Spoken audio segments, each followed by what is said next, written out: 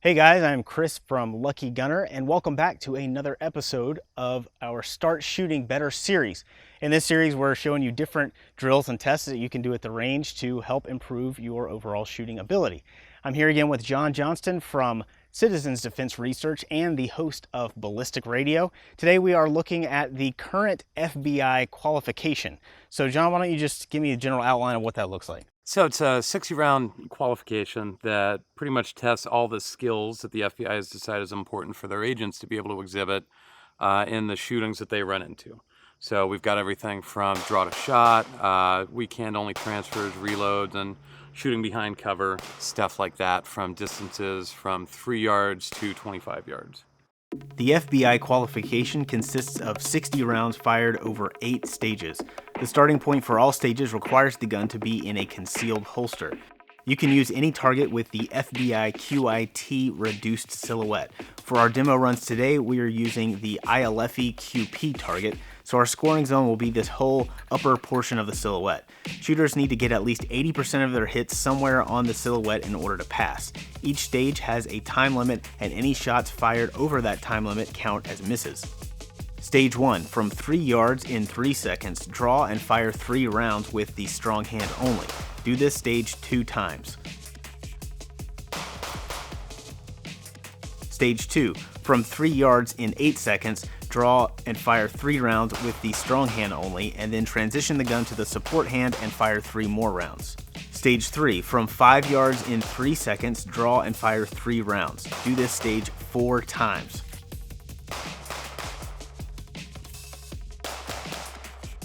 Stage 4, from 7 yards in 4 seconds, draw and fire 4 rounds. Do this stage twice. Stage 5, from 7 yards in 8 seconds, draw, fire 4 rounds, perform an emergency reload and fire 4 more rounds. Stage 6, from 15 yards in 6 seconds, draw and fire 3 rounds. Do this stage twice. Stage 7, from 15 yards in 8 seconds, draw and fire 4 rounds.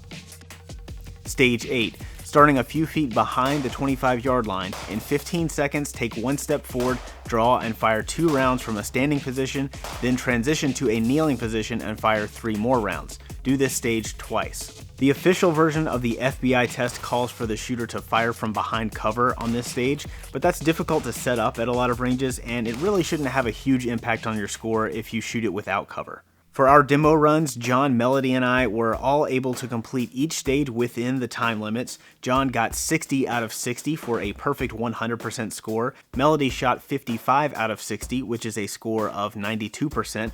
And despite the rain, I managed to get 58 out of 60 for a 97% score. So what do you think are some advantages to running a test like this? It's really nice for the armed citizen just because it is a nationally recognized standard that if you can meet it, and you are ever called into court for whatever reason, you can say, well, I'm able to meet the standard that the FBI sets for their agents. Do you think there's any benefit to running this test and having someone observe you who can basically verify that you're able to do it? Yeah. So that's the other thing, too, is like, if you go out in your backyard and you shoot this and you don't have anyone to watch it, having it on video wouldn't be a bad idea. Having someone to run the timer and put their name on it, too. Better yet, go and take it when you're at a class or something like that. I know Tom Givens runs this from time to time, depending on what the class is. Melody and I at Citizens Defense Research run it. There's a bunch of quality instructors that will run you through this test and keep track of it. And that's something that we do, is actually take a picture of the student standing next to their target and keep it on file just for that reason. So how would you compare something like this to like the average state level concealed carry qualification? It is much more difficult. And which is actually sort of scary because it's honestly an easy qual to pass. Right, so that leads to my next question, which I know you got some criticism of this test. Where do you think it falls short? So the time standards are really generous, I think. So if you even a little bit know what you're doing, you've got plenty of time to conduct that. And also, and we've got one of the targets right here, the scoring zone that you're shooting at is relatively large and generous, and I'd like to see a smaller scoring zone. Right, so this is an IDPA target, the cardboard, and we've painted over it the Q target silhouette that you'd be shooting at for the FBI qual. Right. And as you can see, it's a very generous It's essentially the down 1 and the down 0 area in one of those targets. And normally we'd want to keep our shots tighter, like an 8-inch circle at the very least. Most. Yeah. So what I would like to see people to be able to do is, if you imagine a 4-inch wide by 6-inch tall rectangle and put it somewhere in here on someone, I'd like people to be able to hit that from pretty much 3 yards to 25 yards in reasonable times. So Right. that would be the goal. And I can't always do it, but that's what I'm trying to do. Okay, so 80 out of 100 score. Mm-hmm. So how many shots does that mean you can actually drop while you're shooting the test and still pass?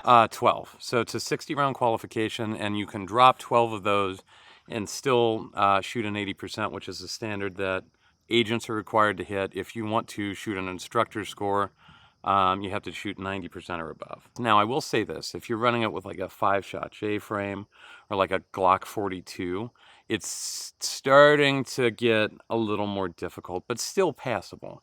Really, the only thing that would be problematic for people at that point is the strong hand only, weak hand only, just because of the round requirement if you were running a J-frame. Mhm. And then the reload stage. Right, because it's designed around shooting a service size or maybe a compact firearm. Yeah, it's designed around shooting a Glock 22 or Glock 23, and now they're moving to 17s and 19s. But either way, that sized firearm. If somebody tries out this drill and they just flat out can't even come anywhere close to the qual, what would be your suggestion for their next step? It would depend on what the issue was. So if like they're dropping a ton of shots, where are they dropping shots at? If you're dropping shots, honestly, and I'm sorry, and this isn't going to make everyone happy, but if you're dropping shots close, then you really need to work your fundamentals, because there's something going on that's majorly wrong. If you're running long on some of the times, then you need to work quicker hands and getting the gun out and accessing it with a little more rapidity. But if where you're dropping shots is at longer distance, and once again, focus on the fundamentals. All this stuff is the basic fundamentals of marksmanship just applied at speed. And there's no secret sauce to that. It's just, you got to work at it.